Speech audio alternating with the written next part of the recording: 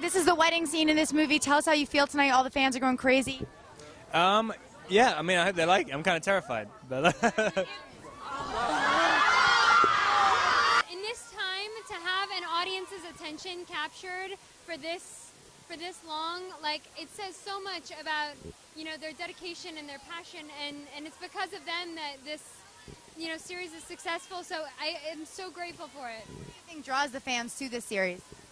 The love story. Absolutely, it's magnetic. It was tough at first because obviously Jacob's been going for one thing this entire franchise, and that's Bella. And when he realizes that that's not happening anymore, he doesn't handle it very well at all. But he grows up a lot in this one. He matures, and I think the fans are going to be, you know, really excited to see an emotional roller coaster for everyone in this one, really. Mike, I know you got to get inside. You've been in this from the beginning. You're one of Bella's friends. Tell us what it's like. You're going to see her get married in this episode. And how does it feel for you as an actor as well?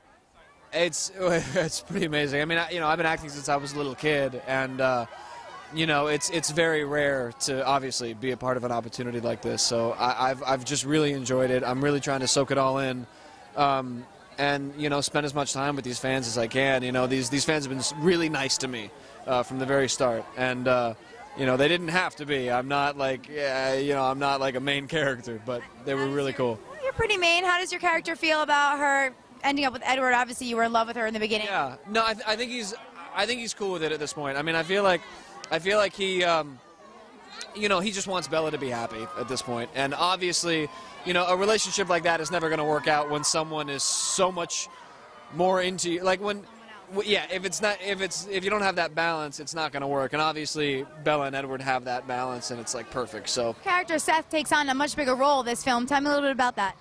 Yeah, you get to see him. You get to really learn about his personality and see what he's all about. So I'm really happy for everyone to see that. And how do you feel about this kind of coming to a close? You got one more part of this last book here. Oh my gosh, it's so intense, but it's so awesome. We still have another year to go, so I wouldn't even consider it almost done. We're here with Justin, and you've been in this from the beginning. You're their friend at school. Tell us what's it like being at the first part of the last film. It's great. It's just good closure for me, and it was really cool that I ended the movie at a party scene because it was just a good way to end the whole thing for myself. Yeah, but it's been a great time. What was it like, you know, being in the first one before people knew who Twilight was and this madness ensued? What was that like experiencing that? It's just like it's been a crazy ride, and I just had a good time with it. You know, I've never really put too many expectations on anything, but this is definitely one of those things that I was taken by surprise. I'm a big fan of the books, so tonight I'm kind of here as a split personality. I'm like an actor in the film, but I'm also a fan. So it's blowing me away, but I'm really looking forward to seeing the wedding. Do you have any fun memories from being on the set, filming, anything that stands out in your mind? During, let me see. During Amanda. Well, I joined during Eclipse, and during Eclipse we had to shoot a campfire scene outdoors in the nighttime, and it was pouring torrential rain in Vancouver. So it took way longer because of the difficulties. And they had this gigantic tarp over all of our heads to protect us and the shot from the rain. And it rained so hard, the thing started buckling.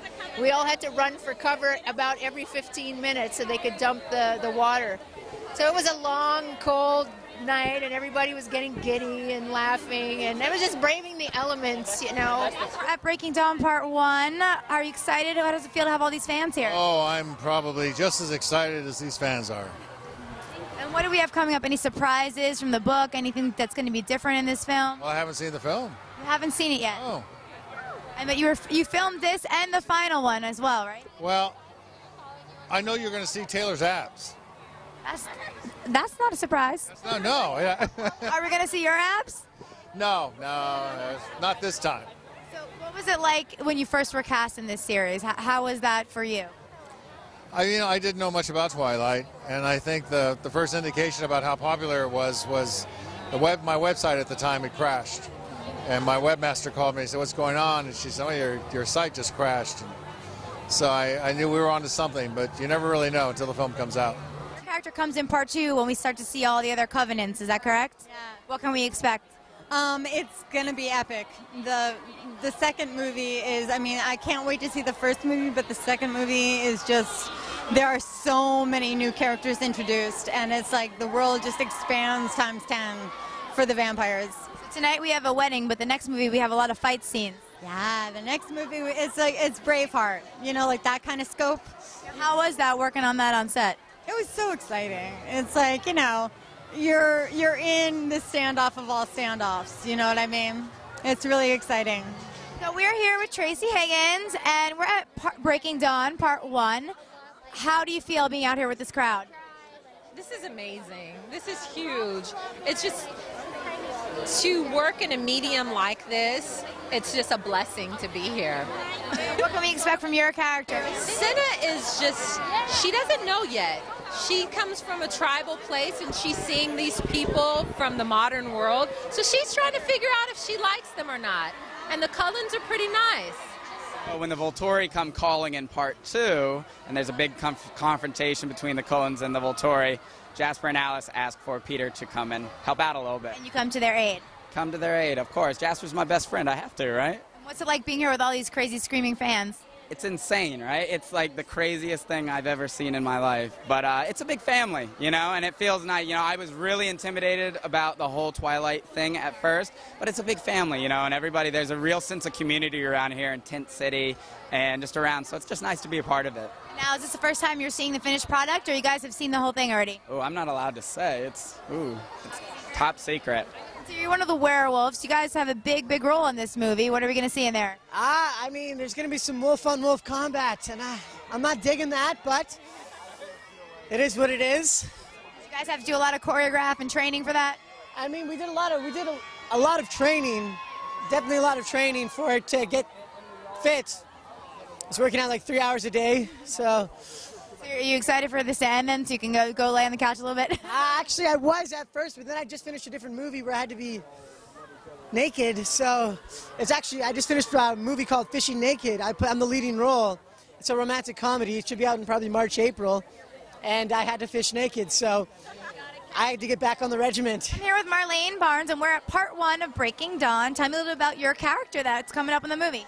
Well, I play Maggie of the Irish Coven.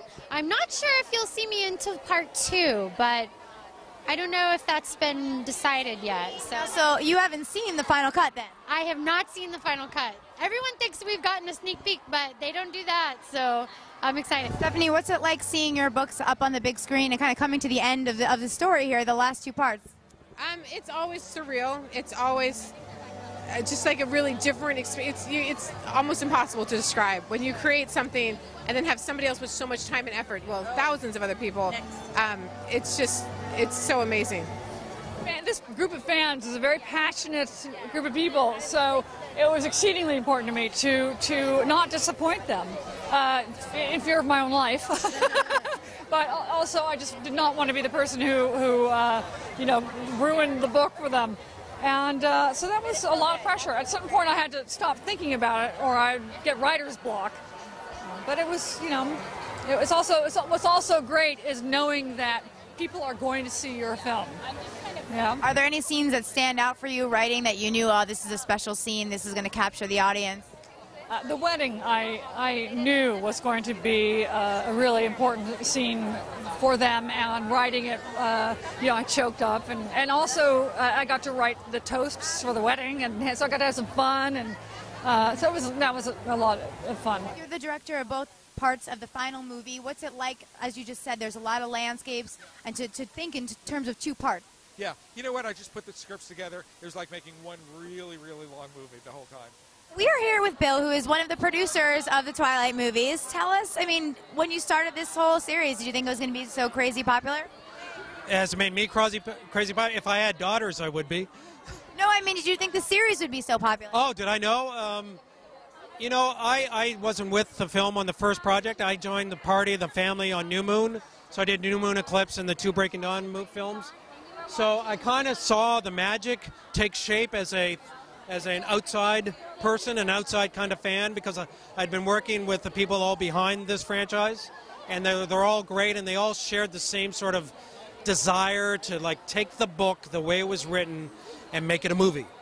And that was so cool because so often I've done a couple of films where it's been adaptations of a book, but you have to take a certain license. And when you condense a 300-page book to a 2-hour film, you have to make compromises.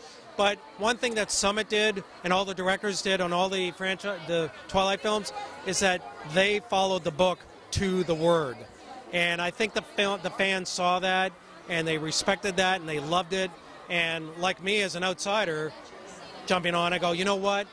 It's so cool to do that because then you're reading the same experience you have when you read the book, you see when you see the movie. So they filmed part 1 and part 2 pretty much simultaneously, I believe, right? And so now we have to wait a whole year, though, for the second one. Do you have to wait a whole year? Have you seen it? Part 2, I can't say.